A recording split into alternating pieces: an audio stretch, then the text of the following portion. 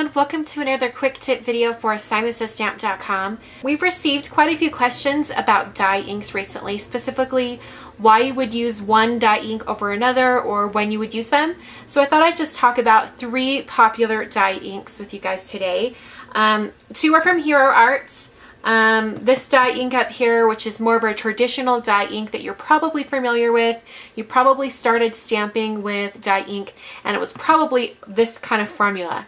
And I'm going to go ahead and stamp this one right here. I'm just going to stamp the big heart stamp. This is a big heart stamp from Tim Holtz. I'm just going to stamp that so you can see. It gives a really good impression.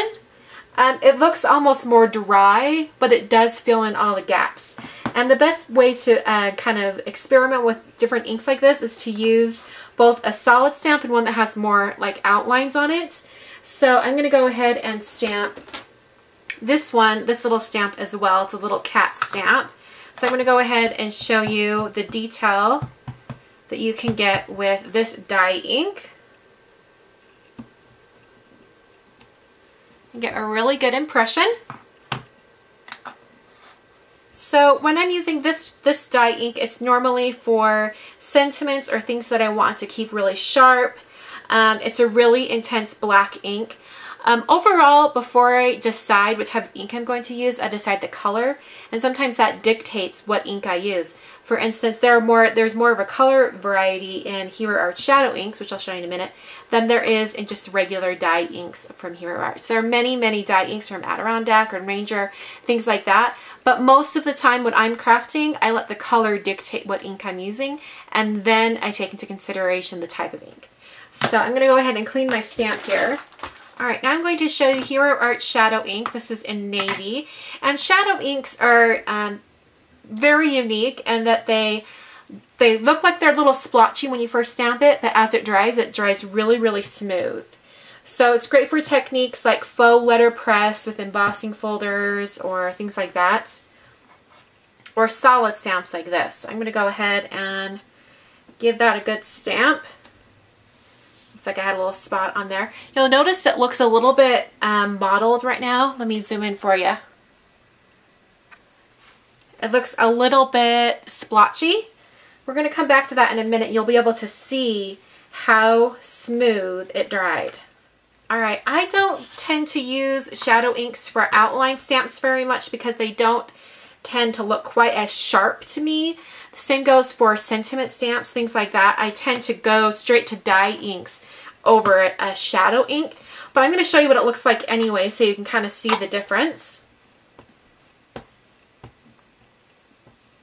Because it has that drying back feature to it, I've just noticed that it doesn't handle really thin lines quite as well. Right here it looks good. As it dries back, you'll see that it sort of softens a little bit. It's not quite as sharp. I'll show you the difference in a minute. Alright, so here is Tim Holtz Distress ink. And Distress ink is really unique in that it's formulated specifically to work with water. It's really great for all those fun spritzing and water techniques. You've seen a few of those techniques on this YouTube channel and from me and also from Jennifer McGuire and some other card artists out there. And it's just a really, really fun ink. Now, I don't really tend to go for this ink when I'm doing straight stamping.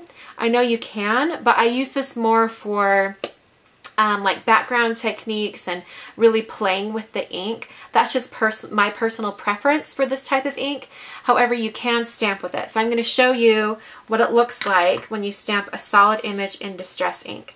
Now, the thing you have to remember about Distress ink is that because it's made to work with water, it's going to stay wet a little bit longer because it's, you know, they've done that purposely so that you have time to add water to it and things like that. So I've inked that up right there. Now it's going to stay pretty wet and it doesn't really fill in and look flat and smooth.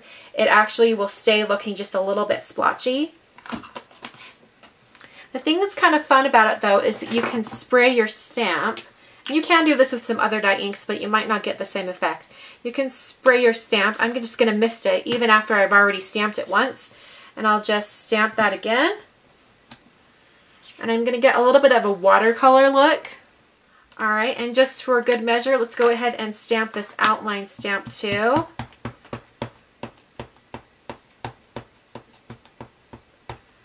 A lot of how the inks perform will depend on the type of cardstock you use as well. Today I'm using Basil Marshmallow cardstock.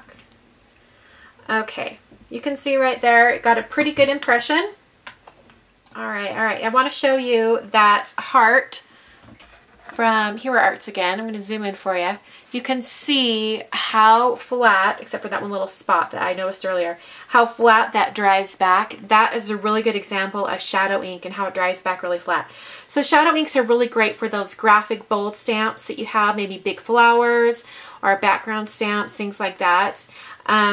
I really tend to go for shadow inks when I have a really solid stamp like this because I know it's going to be flat and look really, really nice.